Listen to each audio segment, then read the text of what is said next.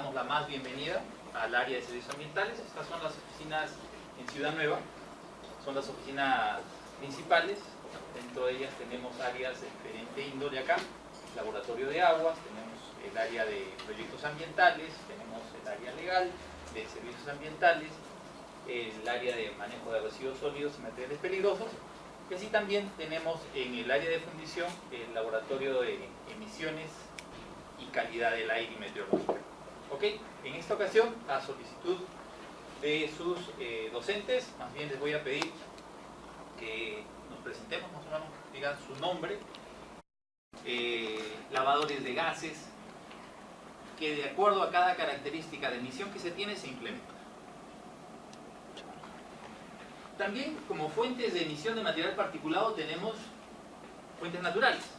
Dentro de ellas tenemos la evaluación eólica, que es producto de los vientos, y alguna vez ustedes lo han visto y lo hemos vivido también aquí en Hilo, tenemos esa gran ventaja, con los famosos terrales o ventarrones, ¿no es cierto? No recuerdo bien, ustedes deben acordar, hace 4 o 5 años hubo un terral enorme acá, que inundó toda la ciudad, me hizo recordar a la película de La Momia, ¿no es cierto? Porque no veías, y era cerca de las 2 de la tarde y no podías ver más allá de 10 metros o 5 metros. Y tuvimos que detener vehículos en la carretera por seguridad para no cometer accidentes. Eso se presenta y se presenta acá también. Después tenemos los aerosoles marinos, producto del maretazo, y eso también se ve acá y a veces nos equivocamos que es neblina o algo así, pero son los aerosoles que van, que son las partículas por fuertes vientos, que hay golpes en el mar y la formación de olas, se forman pequeñas micropartículas, y eso también, por producto de las sales, se llegan a monitorear y uno dice, oye, si no ha habido polvo, no ha habido nada de ello, ¿por qué me está saliendo material particulado ahí? Son aerosoles marinos. ¿Ok? Las fuentes antropogénicas ya las sabemos. Dentro de ello tenemos la suspensión de material particulado por el tránsito de vehículos. Lo vemos en las ciudades y también lo podemos ver en la industria. Fuentes de emisión que se van dando por la combustión que se tienen en los vehículos. Por eso que hay revisiones técnicas hoy en día, antes no había. Y es básicamente por la combustión de los hidrocarburos que tienen los combustibles. Fuentes fijas e industriales, las emisiones que hay por diferentes procesos que hay en los diferentes tipos de industria, minero, metalúrgica, energética, pesquera, de producción. También tenemos fuentes de área que pasan a ser las pollerías, panificadoras, los hoteles, porque tienen también, bueno, algunos no se han puesto a analizar eso, pero en Lima, por ejemplo, para lavar la ropa, ¿qué utilizan? Detergente, no, pero para generar el calor, calderas. ¿Y las calderas qué utilizan? Combustible. ¿Qué tipo de combustible? Ahí viene todo el detalle, y si uno dice, no, pues es un hotel. ¿Cuántos hoteles habrán en la ciudad? Nadie. ¿Cuántas pollerías hay en las ciudades? Algunos de ustedes sí nos han apoyado en la cama haciendo ese trabajo de inventario de pollerías y panificadoras, y nos damos con una gran sorpresa. Hay algunas que son formales, hay otras que son informales, y las informales a veces van de la mano con el mismo número de formales, y son las que emiten, porque utilizan diferentes tipos de material de combustión, leña, carbón, petróleo, entre otros combustibles. Algunas que sí son a energía eléctrica y otras que son a gas. ¿De acuerdo? Bueno, esto sí se lo deben haber indicado ustedes en la clase o en el curso. El cálculo de concentración de material particulado, la tienen acá presente, que es básicamente la masa por partícula por el volumen que se obtiene. ¿Sí? ¿Les han enseñado eso o les van a enseñar en la parte de cálculo de acuerdo a las mediciones que se tienen? Son filtros que se ponen, se contiene el material particulado en el filtro y se tiene que pesar. Equipos de muestreo de material particulado. Dentro de los equipos de muestreo de material particulado tenemos equipos de muestreo de alto volumen, ¿sí? Muestreadores de bajo volumen, que son los Partsol 2025, y los muestreadores de PEON de monitoreo continuo. Todos estos equipos se utilizan para hacer mediciones en los puntos que tenemos de control. ¿De acuerdo? Bien. En esta parte vamos a ver los principios de colección de material particular en muestreadores de PM10, y les voy a dejar en la palabra para que continúe con esta presentación de todo lo que vienen a hacer este punto al ingeniero Sergio Espinosa, que es el jefe de calidad de aire y meteorología en servicios ambientales, y también nos acompaña el ingeniero Renzo Samaniego, que es meteorólogo y también trabaja en el área de servicios ambientales. Ok. ¿Cómo están? Buenos días, jóvenes estudiantes. ¿Cómo está, Rodolfo? Para continuar con la exposición, ¿no? Podemos comentar aquí los principios de colección de partículas en los muestreadores. Existen varios principios de separación de partículas. Tenemos la impactación virtual, el ciclón y la filtración. En el caso de la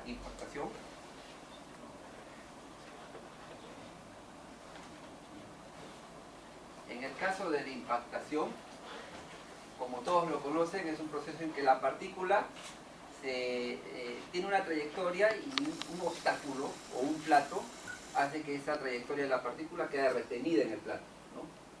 Entonces está impactando, es una impactación propiamente, es un principio básico, ¿no? Después tenemos la impactación virtual. Se llama impactación virtual porque en este caso se trata de simular el mecanismo de la impactación, pero la simulación se le hace a través de flujos. Los flujos van a permitir que la partícula cambie de trayectoria. No va a chocar en el obstáculo como en la impactación simple, pero sí va a cambiar la trayectoria de la partícula debido a cambio de flujos, ¿no? Entonces, en los equipos de monitoreo de polvo, en material particulado, se aplican principalmente esos dos principios, ¿no? La impactación y la impactación virtual. Impactación virtual. Después tenemos otro principio de separación que son los ciclones, ¿no? Acá lo que gobierna ya es la fuerza centrífuga, de tal manera que las partículas pesadas y las más ligeras siguen trayectorias diferentes, ¿no? En esta parte podemos ver que la partícula más ligera sigue la trayectoria hacia arriba y la más pesada hacia abajo, ¿no? Entonces, digamos elemental. Después, la filtración, lo que ocurre en los filtros cuando monitorean material particulado, hay varios mecanismos por el cual la partícula pueda quedar retenida en el filtro, ¿no? O sea, dependiendo del tipo de partícula, tamaño de partícula, dependiendo de la característica del filtro, ¿no? Porque en lo que es monitoreo de material particulado hay teflón, hay fibra de vidrio, fibra de cuarzo, membranas. Entonces, los mecanismos que pueda darse depende de todos esos factores que les acabo de comentar. Tenemos el empuje, el impacto, la difusión y electrostático. Estos mecanismos son los que se dan dentro del proceso de filtración. Finalmente la partícula queda retenida en el filtro, ¿no? Siguiente. Cuando uno va a hacer un monitoreo de material particulado, tiene que hacerse ciertas preguntas para poder saber cómo va a ser el monitoreo, cuál es el objetivo, ¿no? Para eso se aplica la técnica de las 5 W y las 3 H, ¿no? Las 5 W es por qué, con qué fin vas a hacer. Vas a hacer una evaluación de la calidad de aire en una zona, vas a de repente ver la evaluación de un equipo de recuperación de partículas en esas zonas y desde el punto de vista de higiene también quieres evaluarlo de repente, ¿no? O quieres comparar contra un ECA también en una ciudad. Entonces ese es el fin de un monitoreo. ¿Qué parámetro medir? En el caso de material particulado, como ustedes sabrán en el Perú, es PM10 y PM2.5. Entonces, establecer qué parámetro se va a medir. ¿Qué persona o personal se requiere? Dependiendo del tipo de muestreo, se pone personas capacitadas, ¿no? Existen equipos más simples, como el de Highball, que se conoce también así, en donde la capacitación de un técnico no es tan complejo. Pero equipos como por ejemplo de bajo volumen, que tienen que programarse en el equipo, requieren más capacitación. Entonces tienes que seleccionar a la persona adecuada, porque también en el mismo muestreo puede darse un problema de funcionamiento de los equipos. Entonces esa persona tiene que saber tomar acción ante esos problemas que pueda presentarse, ¿no? ¿Cuándo? ¿Cuándo? O sea, en esta parte ya viene a ser lo que establece el protocolo de monitoreo de calidad de aire, en el cual te dice que se tiene que iniciar el muestreo desde las 0 horas hasta las 24 horas, para que sea representativo el monitoreo de todo ese día, ¿correcto? 2 ¿Dónde? Cuando uno instala los equipos, tiene que cumplir ciertas características en cuanto al obstáculo que pueda haber en el entorno, ¿no? No podría haber edificios, árboles o obstáculos que de alguna manera van a interrumpir el flujo de aire normal y puede inclusive generar muestras de polvo, ¿no? Que no son propios del ambiente, sino puede ser que están depositadas en algún techo, en algún lugar de ese obstáculo, mejor dicho. ¿Okay? ¿Cómo? El cómo vendría a ser ya como el procedimiento a realizar el trabajo propiamente. En ese caso ya se tiene que utilizar el manual del equipo para el encendido, apagado o un instructivo que ustedes elaboren más resumido que les permita trabajar eso. ¿Cuántas muestras necesitas tomar? ¿No? Como ustedes sabrán, un muestreo de 24 horas es representativo de ese día, pero si ustedes quieren evaluar en todo un periodo estacional, de repente toman más muestras que represente el comportamiento del material particulado en todo un intervalo de tiempo, ¿no? más amplio. Entonces ustedes establecen también cuántas muestras necesitan tomar. ¿Cuánto tiempo cada monitoreo? Ya les comenté que son 24 horas en el caso de calidad de aire, y en el caso de higiene minera que se utilizan otros equipos, ahí son 8 horas o menos tiempo si no me equivoco. Okay. Una consulta, disculpe. Sí. La anterior diapositiva, Sí. de acuerdo a la experiencia que tienen, ¿qué recomendaría para poder hacer pruebas? ¿Impactación, impactación virtual, simulación? Ya, sí, en realidad estos equipos ya fueron diseñados por países que están más avanzados que en el Perú. En el Perú lo que hacemos es comprar estos equipos de Estados Unidos o de Europa. En nuestro caso, Estado de Perú, estamos comprando Estados Unidos. Entonces, ellos ofrecen ya tecnologías estandarizadas a través de métodos. Particularmente, Estado de Perú ha estado monitoreando con este tipo, con este. ¿Cuál es la ventaja de este?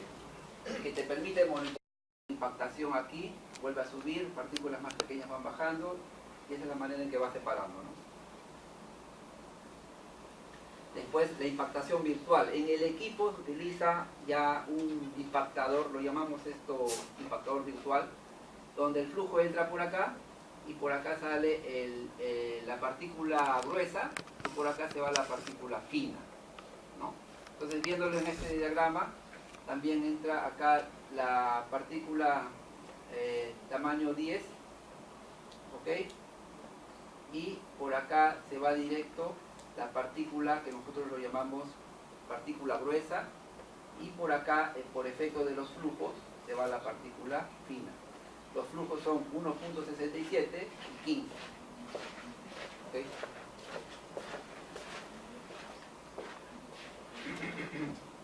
Algunos componentes que tiene incorporado este equipo, que es el sensor de temperatura, los componentes internos, blower, controladores de flujos, sensor de presión, el magazine. Aquí es donde se depositan los filtros. Aquí es donde los filtros se le colocan para que salga programado. El portafiltro y el filtro en su placa Petri. La manipulación. Aquí, como es de bajo volumen y el filtro es más chiquito, hay que tener más cuidado que el otro filtro Highball, que era más grande, ¿no? ¿Por qué? Porque acá ya se altera más fácil. No es que es una cosa más pequeña. Un granito de polvo que pueda caer acá afecta mucho más que en el filtro mayor. Entonces acá hay que tener más cuidado todavía. Por lo tanto, se tiene un acondicionamiento en la sala de pesado. Acá lo que trata de buscar el diagrama es acondicionamiento en la sala de pesado y pesado inicial. Luego lo instalas los filtros en el portafiltro. Luego lo introduces esos filtros dentro del magazine. Esos son los pasos. Luego se traslada el filtro a la zona de muestreo, programas el muestreo, ¿no? Y se da el muestreo de 24 horas. Se da el muestreo de 24 horas, al día siguiente tienes que ir a retirar el filtro que han muestreado. Este filtro que han muestreado se le introduce dentro del magazine, nosotros lo llamamos magazine con su cajita, y esto se introduce dentro de un cooler. Este cooler tiene que tener temperatura controlada. Dentro del cooler hay un ice pack, que es un hielo, hielo seco, o puede ser dentro de un empaque plástico, que mantiene internamente frío, y un sensor de temperatura que controlamos la temperatura de traslado, que debe cumplir ciertos criterios de aceptabilidad. Luego, ya llegado al laboratorio, nuevamente se retiran los filtros del magazine y se vuelve a acondicionar en la sala de pesado para su pesado final, ¿no? Entonces todo ese proceso se lleva filtro por filtro. Okay. Y una de las cosas importantes es registrar esa manipulación de filtro. Por cuántas manos pasaron, quién fue el que retiró, quién fue el que recepcionó en el caso de bajo volumen también, de acuerdo a la metodología. Y también te piden unas especificaciones del termohigrómetro que va dentro de la sala de pesado, ¿no? ¿Okay? Aseguramiento de calidad del pesado. En el momento que uno está pesando en la balanza o en la microbalanza, ¿no? Cada vez que vas pesando puede ser que la balanza se desvíe entre pesada y pesada y pesada. Entonces hay controles de calidad que se debe realizar. Primero, antes de pesar los filtros, tienes que hacer una verificación con unas masas certificadas de 1 gramo, 5 gramos, 200 miligramos. Una vez que aseguras que tu balanza está bien, procedes recién a pesar. Comienzas a pesar y en el 10º filtro haces un stop. Stop y nuevamente haces otro control con la masa para volver a verificar si la balanza sigue trabajando bien. Luego continúas pesando tus filtros y cada 10 vas verificando con el pesado. Y al final de todos tu sesión de pesado, que fueron 30 filtros, al final también tienes que verificar nuevamente con las masas la balanza. Entonces, ¿eso qué logras? Asegurar de que lo que estás pesando está bien, ¿no? Es confiable, ¿no? Y adicionalmente, lo que les comenté es el primero. El segundo es usar blancos de campo, ¿no? Saber cuánto influye el efecto de la manipulación del filtro que se ha trasladado a campo, se ha instalado. Entonces, nosotros ¿qué hacemos en el blanco de campo? El filtro es sometido como si fuera a muestrear. La única diferencia es que no muestrea. Llega hasta el equipo inclusive, pero no lo encendemos a succionar aire de muestreo, nada. Entonces se retira de ahí nuevamente, el mismo cuidado como si fuera un filtro de muestreo, se lo lleva nuevamente al laboratorio y se vuelve a pesar. Entonces tiene que haber una diferencia entre los dos que se debe cumplir para que sea aceptable. La metodología te dice que es 15 microgramos, es la variación máxima que puede haber entre la pesada inicial y final. Si supera 15 microgramos, tendrías que evaluar si tu laboratorio hay una mala manipulación, una contaminación del polvo ambiental de la sala de pesado o alguna parte que genere eso, ¿no? De repente el transporte del filtro no es el apropiado, ¿no? Algo. Entonces, son los controles también para asegurar de que tu muestra en todo el trayecto está bien, ¿no? Después el blanco de laboratorio sirve para saber si dentro del ambiente del laboratorio hay un proceso de formación de polvillos, no sé, de alguna manera hasta acá podría haber polvo si no lo limpiaran, tarde o temprano acá se va a volver con polvo. Entonces, como es una sala de pesados, no puede haber polvo. Entonces, para eso existen los blancos de laboratorios. Se le lleva el filtro, se lo deja abierto en el laboratorio por un tiempo, puede ser hasta un mes inclusive, y ver a ver cuál es la variación ahora. Porque puede haber polvillos sedimentados que no lo vemos, pero cuando se van acumulando en el tiempo ya lo notamos, tan finito. Como en sus casas mismo, ven cuando comienzan a limpiar sus muebles, ¿sí? Sale el polvo de algún lugar. Y el pesado por duplicado, aleatorio. En la sesión de pesado, que fueran 30 filtros, al final de mi sesión, agarro aleatoriamente, a ver, este filtro, el número 21, agarro y lo vuelvo a pesar. Tiene que estar tan similar como cuando lo pesaste, esos dos valores obtenidos en el pesado. Si no cumple, hay un valor, no me acuerdo si es 5 microgramos en mi mente, pero tienes que cumplir para que asegures también de que está bien, ¿no? O sea, ¿te das cuenta cuántos controles te pide la metodología? Y eso sería todo.